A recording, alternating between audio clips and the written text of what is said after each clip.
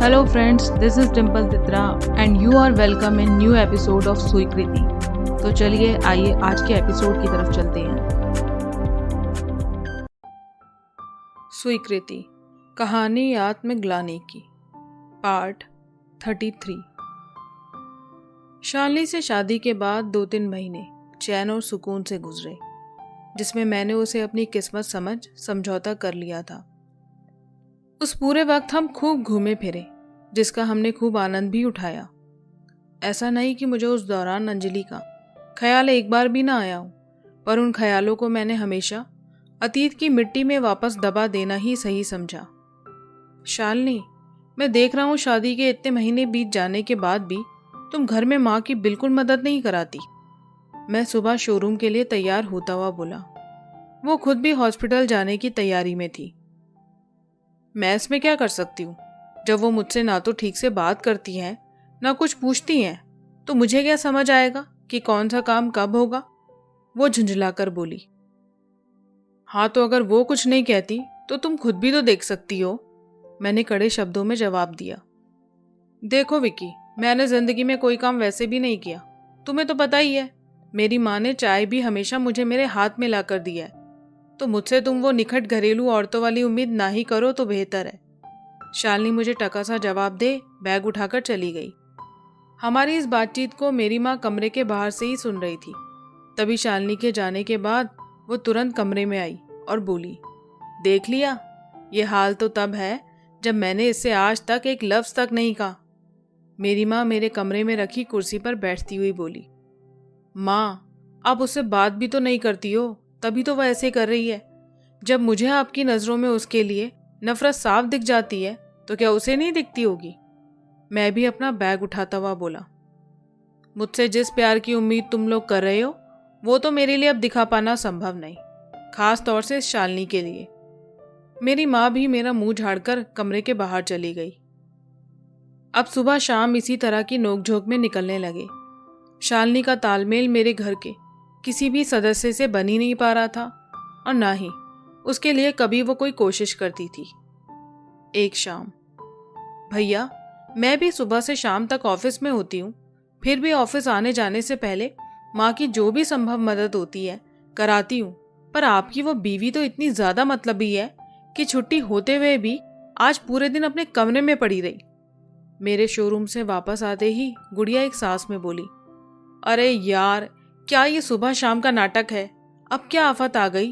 वो तो ऐसी ही है, तो इसमें मैं क्या करूं?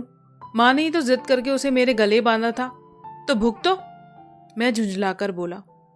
आफत ये है कि माँ दोपहर से बुखार में पड़ी है, पर मजाल है आपकी डॉक्टरनी साहिबा उठ के देख भी लेती। वो गुस्से से लाल होकर बोली। अच्छा, मैं बड़ी हैरानी से बोला।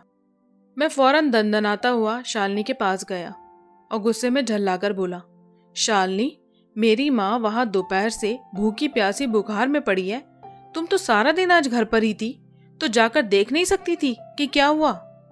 विकी, मुझ पर चिल्लाने का कोई फायदा नहीं।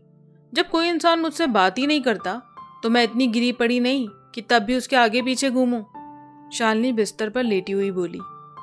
अच्छा, उसके आगे पीछे नहीं घूम सकती, पर उसका बनाया हुआ खाना तीनों वक्त ठूस लेती हो। विकी, तुम हद से बाहर जाकर बात कर रहे हो। मैंने तुमसे शादी की है, ना कि तुम्हारी माँ और बहन की गुलामियां करने का कॉन्ट्रैक्ट साइन किया है। वो ये कहकर बिस्तर पर उठकर बैठ गई।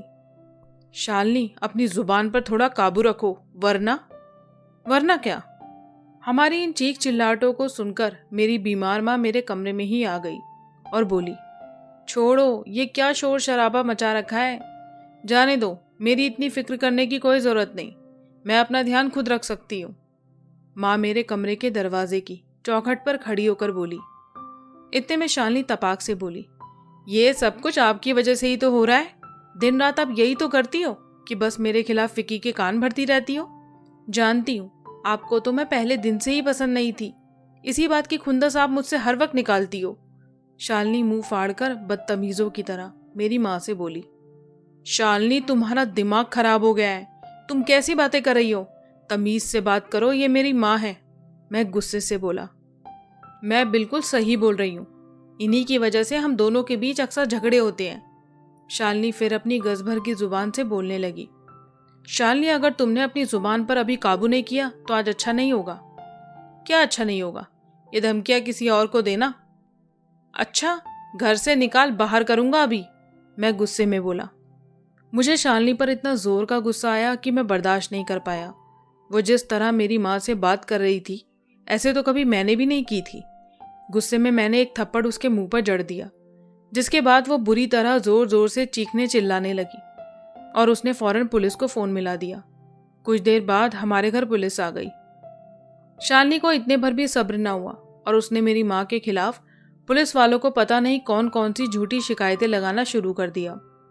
जैसे तैसे मैंने पुलिस वालों को पैसे देकर मामले को रफा दफा किया और शालिनी के हाथ पैर जोड़कर उससे माफ़ी तक मांगी ताकि वो शांत हो जाए।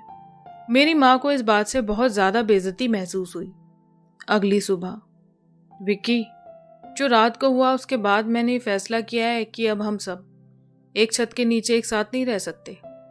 माँ, आप कैसी बातें कर रही हो? विक्की, मैं बिल्कुल सही बोल रही हूँ। जिस तरह कल रात शालिनी ने पुलिस बुला ली, वो कोई छोटी बात नहीं। मैं नहीं चाहती कि हमारी वजह से तुम दोनों के बीच में झगड़े बढ़े। बेटा, मैं तो बस यही चाहती हूँ कि तू उसके साथ सुकून और शांति से अपना जीवन व्यतीत कर। इसलिए मैंने फैसला किया है, मैं गुड़िया को लेकर अपने पुराने घर में वापस चली जाऊंगी। नहीं माँ, ऐसा नहीं हो सकता, मैं ऐसा नहीं होने दूंगा। बहुत देर की बहस के बाद भी मेरी माँ अपनी बात पर डटी रही और मुझे बेबस होकर उनका फैसला मानना पड़ा। करीब हफ्ते भर बाद मैंने माँ और गुड़िया का सामान पुराने घर भिजवा दिया। जिस शाम मैं माँ और गुड़िया को छोड़कर घर वापस आया, शालिनी, अब तो तुम्हारे दिल को सुकून मिल गया होगा, मैं घर में घुसते ही बोला। मैंने कब कहा उन लोगों को जाने को? शालिनी बड़ी सहजता और नरमी से बोली। अगर कहा नहीं तो रोका भी तो नहीं। ये कहकर मैं अपने कमरे की तरफ चल पड़ा। विक्की, मैं पहले भी कह चुकी हूँ कि मैं किसी के नखरे नहीं उठा सकती, चाहे वो तुम्हारी माँ ही क्यों ना हो, वो मेरे पीछे पीछे आती हुई बोली।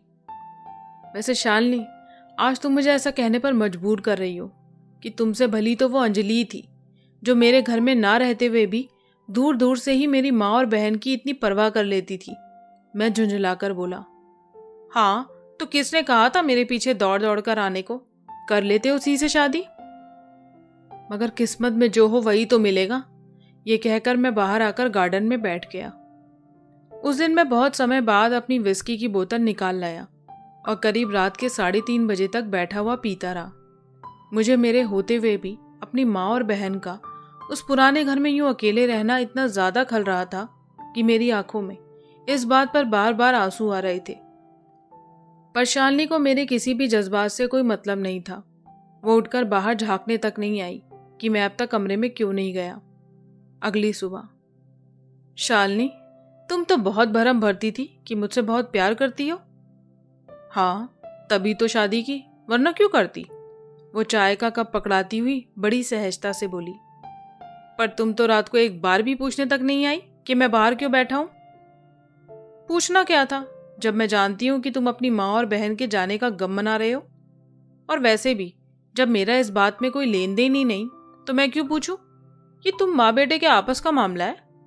और वो झट से गार्डन की तरफ चल पड़ी और वहां पड़ी एक कुर्सी पर बैठकर चाय की चुस्कियां भरने लगी।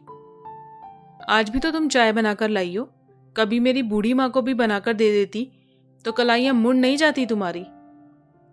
मैं गार्डन में पहुंचकर उसके सिर पर खड़ा होकर बोला। प्लीज विक्की, सुबह सुबह मेरा मूड ना खराब करो। शालिनी और मेरे बीच के फासले दिन ब दिन बढ़ने लगे। कुछ महीनों की शादी बोझ बनने लगी। एक बीवी के तौर पर शालिनी में ऐसी कोई भी बात नहीं थी जो एक मर्द को सुकून दे सके। शालिनी बस अपनी अदाएं दिखाना ही जानती थी। उसे सजने संवरने के अलावा और रातों को मुझे रिझाने के अलावा कुछ नहीं आता था। धीरे धीरे मुझे उसकी वो अदाएं भी बुरी लगने लगी। अब मैं रातों को देर से घर पहुंचता। शोरूम से पहले मैं सीधा अपनी माँ के पास जाता और कुछ वक्त रोजाना उनके साथ बिताता। एक रात जब मैं घर में पूरी तरह घुस भी नहीं पाया था, शालिनी लॉबी में ही शुरू हो गई। क्या विक्की, रोज का नाटक है, तुम वक्त पर घर क्यों नहीं पहुंचते? इसमें भी तुम्हें परेशानी है? अपनी बूढ़ी माँ की खैर खबर भी ना लेने जाऊं? हाँ, तो रोज वहां जाकर पड़े रहना भी तो कोई जरूरी नहीं, फोन पर भी तो पूछ सकते हो, या जाकर ही तबीयत पूछी जाती है? शालिनी, इस बात पर तुम चाहे कितना भी सर पटक लो, पर तुम्हारी इस बात को मैं बिल्कुल भी नहीं सुनने वाला। इस बहस के बाद मैं उस रात बिना खाना खाए ही बाहर लिविंग रूम में एक काउच पर लेट गया। उसी शाम मेरी माँ से मिलने के बाद जब मैं घर आ रहा था, तब मुझे अपनी माँ के किडनी में इन्फेक्शन की बात पता चली थी, जो मुझे गुड़िया ने चुपचाप फ़ोन पर बताई थी, जबकि उसको माँ ने मुझे बताने से बिल्कुल मना किया था। मैंने रास्ते में ही सोचा था कि जाते ही शालिनी से माँ की बीमारी के बारे में विचार विमर्श करूंगा, मगर शालिनी ने मुझे मौका ही नहीं दिया। उसकी चिक चिक सुनने के बाद मेरा भी दिल नहीं किया कि मैं उसे कुछ बताऊं। यही सब सोचता हुआ मैं ऐसे ही सो गया।